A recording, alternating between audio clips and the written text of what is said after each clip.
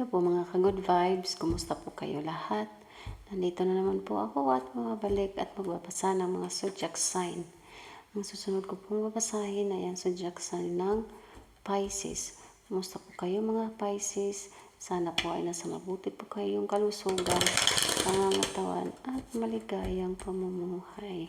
So kumusta po kayong lahat? So ngayon po ako ng 7 cards para po sa zodiac sign ng Pisces sa buwan ng April 2025. At ito po yung birthstone ng mga Pisces ay ang Aquamarine. So birthstone ng mga Aquarius ay ang birthstone ng mga Pisces ay ang Aquamarine. So kukuha po ako ng 7 cards. Itong 7 cards po ay mensahe po ito at gabay para po kay Pisces galing po sa inyong angels, guides, sa universe, at angel spirits. So mga Pisces, kukuha po ako ng 7 cards na mensahe para po sa inyo sa buwan ng April 2025. So 7 cards lang po. Holy Spirit, angel guides, universe. Bumaliktad. So, tingnan natin ilan to. Una, Temperance, Strength, Magicians, Knight of Pentacles, the Chariot. Kuha tayo ng 2. Justice, tsaka pang-7, King of Cups. Sa mga Pisces, ito ay tumalon kanina.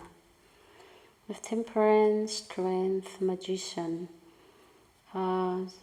Pisces, responsibility. May responsibilidad ka dito na parang sa isip mo ay lagi na lang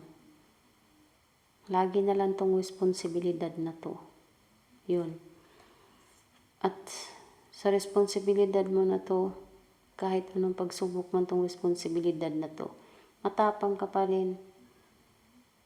Andun pa rin yung tapang ng loob mo. Hindi ka nagpapadala sa hamon ng buhay. Winner ka pa din sa sitwasyon. Mapagmahal. May nakita ako dito na responsibility. Kung ikaw man po ay police, military, or basta na sa gobyerno na trabaho, ang responsibilidad niyo po ay protector po ang nakita ko dito eh. Siguro sa gobyerno ka nagtatrabaho,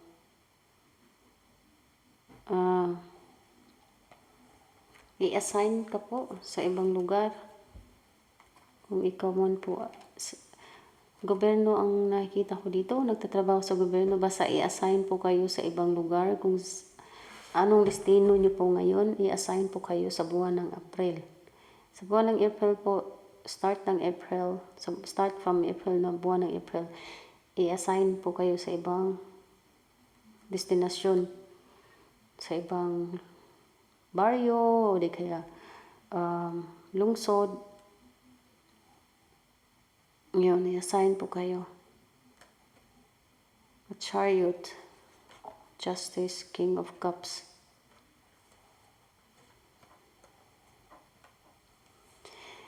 Sa trabaho, may nakita ko dito sa trabaho na responsibilidad, kahit hindi itong trabaho na to ay hindi linya mo, kahit hindi sa trabaho mo na to hindi para sa'yo, hindi linya sa'yo, binigay sa'yo. Binigay sa'yo yung trabaho. Kahit hindi para sa'yo. Parang, tulungan mo naman ako, gawin mo to, gawin mo yan. May nakita ko ditong numero, 14, 8, 1, 7, tsaka 11. So, yun yung numero. May nakita ako ditong numero. Yun. 14, 8, 1, 7, tsaka 11. Sa mga Pisces.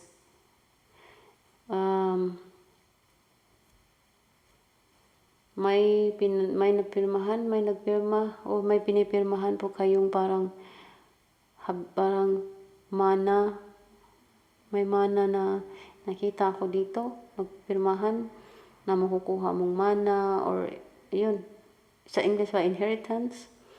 Galing sa mga kamag-anak, o di kaya sa pamilya mo, na iniwan itong inheritance para sa'yo. Malaking pera, o di kaya lupa, bahay, house and lot. Yun. Di kaya pera na ibibigay sa'yo sa pirmahan. Paparating, pipirmahan na o nagpipirma na ganyang halaga o ganito ang makukuha mo na mana. Yun. Nakikita ko dito. May isa ditong nakikita ko din na yun, pagpabiyahe.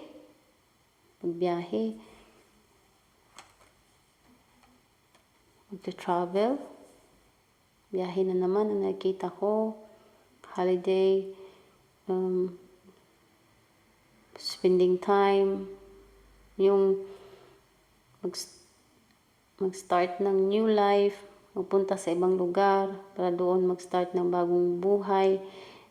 Uuwi sa Pinas, magbakasyon sa ibang lugar, out of country, sa Europe, sa Amerika, o kahit saan mang parte sa mundo may biyahe dito.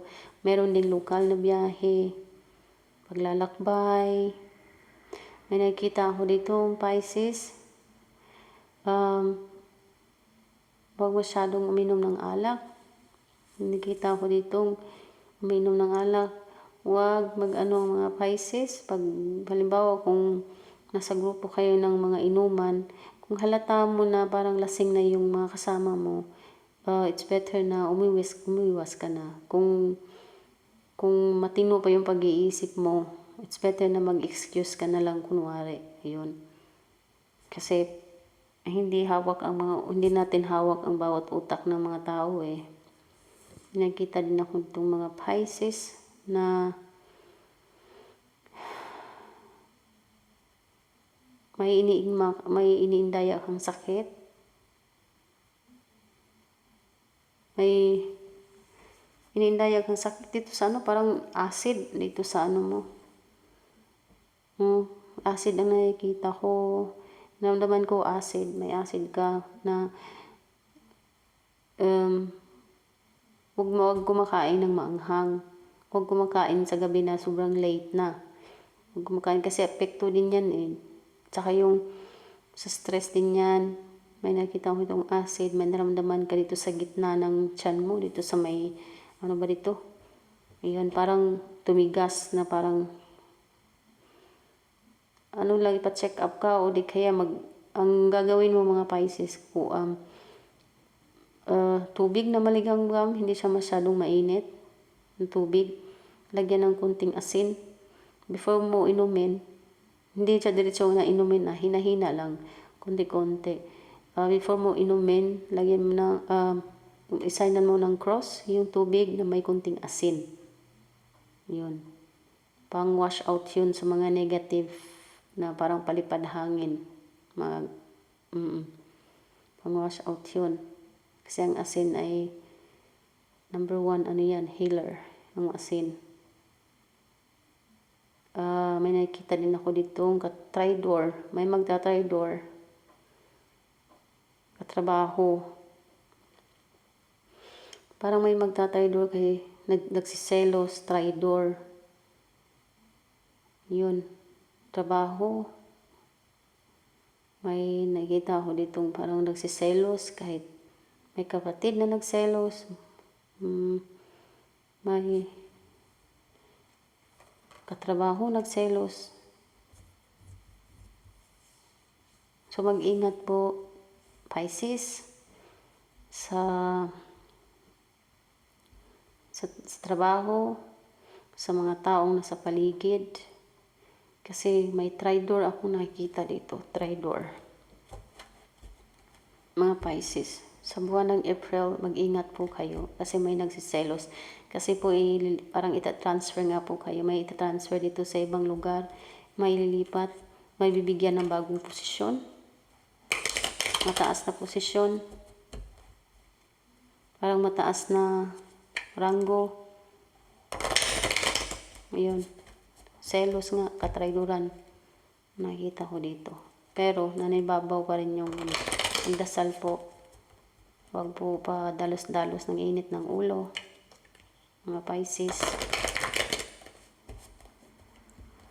Kung ano mong naririnig mo, mga chismis, mga marites dyan sa paligid mo, huwag mo nang patulan. Kasi, nakakaano yan eh. Ginawa yan para matrig ka. So, huwag patulan, hayaan kung anong narinig. Kaya nga binigyan tayo ng dalawang tenga sa Panginoon. Kasi kung ano man yung pumapasok, ilabas sa kabila. So, mga Pisces, ito po ang kukuha ko ng 3 cards dito. Mensahe po. Galing kay Universe para kay Pisces sa buwan ng April 2025. So, 3 cards para kay Pisces. Cards para kay Pisces galing kay Universe sa buwan ng April taong 2025. So, 3 cards. First mensahe sa inyo. Tingnan mo nga naman, ahas. Unang kaagad ang nakita ko, ahas ay negative. So, isa talaga siyang traidoran. So, misguidance, deceit, lies, chaos, temptation, seduction, cunning. So, misguidance, illusion. So, meron talagang, sabi ko nga sa iyo, magkunting spying sa sarili kasi may naiinggit talaga sa iyo. May magtatraido sa iyo. Ingat po kung sino may yung taong pinagkakatiwalaan mo, mga Pisces. Huwag masyadong maboka. Kung ano yung plano mo, huwag mong ipagsasabi. Kung ano yung mga swerte na dumarating sa buhay mo at dumating na, huwag mong isasabi. Kasi, ang mga tao kasi, nakikinig yan sa'yo, umingiti, nakangiti. Pero hindi mo alam kung ano yung nasa puso't isipan nila, inggit na ang nandun. So, nandun yung traitor. So, positive ang sunod, the child of youth, spontaneity, integrity, good company. So, maganda siya, positibo siya. So, ito nga sinasabi ko kanina, responsibilidad. Siguro, single parents ka. So, yung responsibilidad mo sa mga anak mo ay, sa isip mo, lagi na lang ba ganito? Pero, ang mga anak ay biyaya yan. Galing sa Diyos. Galing yan sa Panginoon. Ang mga anak ay isang malaking blessing po yan sa bawat mga magulang. Sa sunod ay ang last na mensahe, positive. Maganda din siya. The anchor, stability, security, plain, safe, great love, support, good fortune. So, ganda. Ganda kasi nga improvement sa sinabi ko kanina, ililipat ka ng ibang lugar. Maganda na ang posisyon mo, maganda na ang sahod, kasi maganda na yung posisyon mo. So, promotion, nandun ang mo, maganda. So, ganda ang mensahe para kay Pisces sa buwan ng April 2025. Hanggang dito na lang po muna tayo. Maraming salamat po sa panonood. Paalam.